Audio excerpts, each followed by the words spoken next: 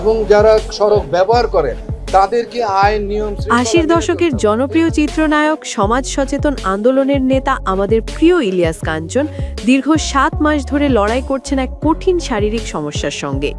সম্প্রতি লন্ডনে সম্পন্ন হয়েছে তার ব্রেন টিউমারের জটিল রোবোটিক অস্ত্রোপচার। গত ৭ মাস ধরে গুরুতর অসুস্থ ছিলেন ঢাকাই সিনেমার গর্ব ইলিয়াস কাঞ্চন। মস্তিষ্কে ধরা পড়ে একটি জটিল টিউমার।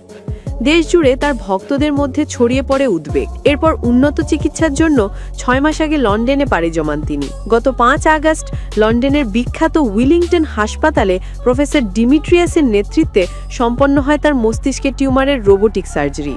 চিকিৎসকরা জানান ৩টি রোবট একসাথে ব্যবহার করে সম্পন্ন হয় এই জটিল অস্ত্রোপচার। অত্যাধুনিক এই প্রযুক্তিতে শরীরের ক্ষত খুব দ্রুত সেরে ওঠে এবং ভুলের সম্ভাবনাও থাকে একেবারেই কম।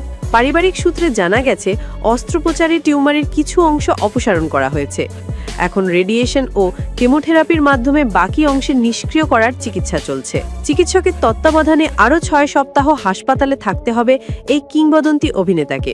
ইলিয়াস কাঞ্চন শুধু একজন অভিনেতাই নন, তিনি নিরাপদ সড়কের একজন অগ্রদূত, একজন সমাজসেবী। তার প্রতি আমাদের ভালোবাসা ও শ্রদ্ধা চিরন্তন। আমরা সবাই চাই তিনি যেন দ্রুত সুস্থ হয়ে ফিরে আসেন আমাদের মাঝে। ইলিয়াস কাঞ্চনের জন্য আপনার শুভকামনা কমেন্টে জানান।